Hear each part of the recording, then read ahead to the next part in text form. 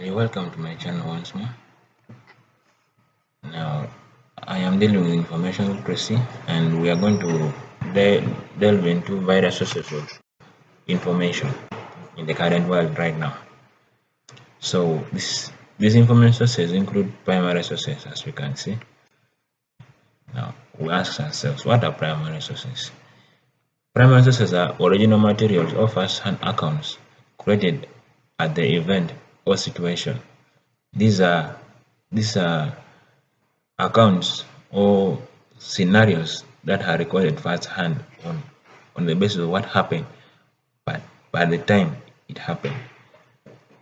This give they give direct evidence on what happened, like the person saw it happen and wrote it down, or it happened in the era of the person and he wrote it down as being a witness to the event.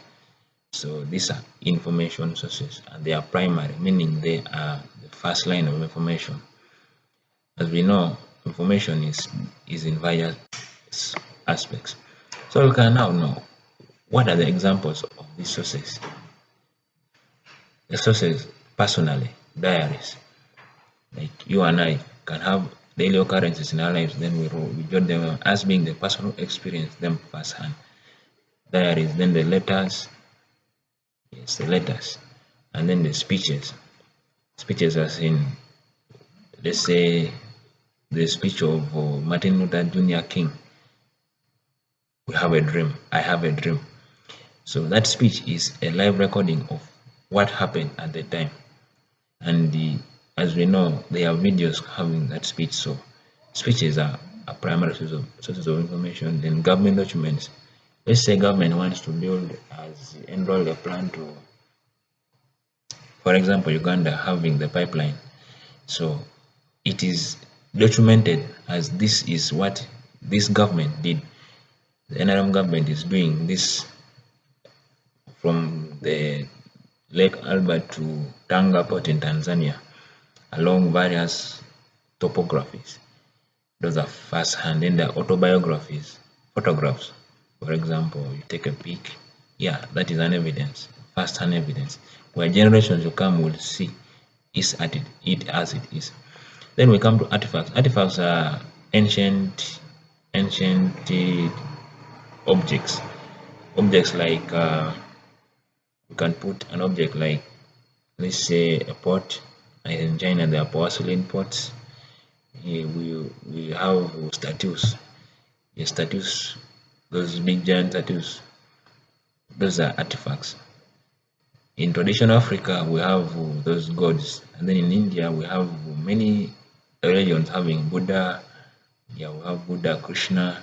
Those are artifacts because they have value. And artifacts are not usually these 21st century objects. These are objects that are backdating to the 19th century or 18th century or even 16th century, depending on the timeline and depending on the time it took to be got. And they are now preserved. They are always auctioned. Those are artifacts because they give primary information on, for example, if let's say this statue was got in China and it is from a certain dynasty or the Han dynasty, so you see it depicts the first-hand information on how people back then could carve images that have generational impact. An artifact usually is always preserved and always had they have passed through the test of process and they are firm. So when we have this information, as I said, they apply to various disciplines. Uh, for example, in literacy. In literacy, scholars use original texts, manuscripts like the Bible, having Dead Sea Scrolls, yes, to get the first information. It always analyzes the author's intent and also the context and the literacy techniques on as per the time he was writing it, what was he meaning? Those are always the primary.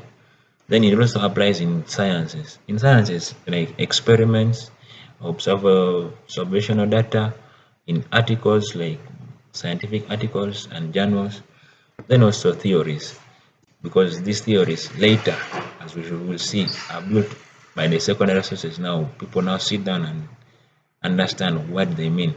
So these primary sources of experiments always build a basis, a foundation for knowledge to be built on research in the medical field. Then also in history, which is the biggest.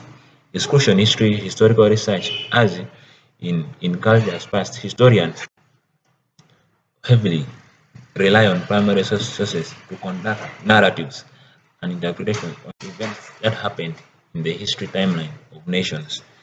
For example, if we go back to history, we find out that there was World War One, World War Two.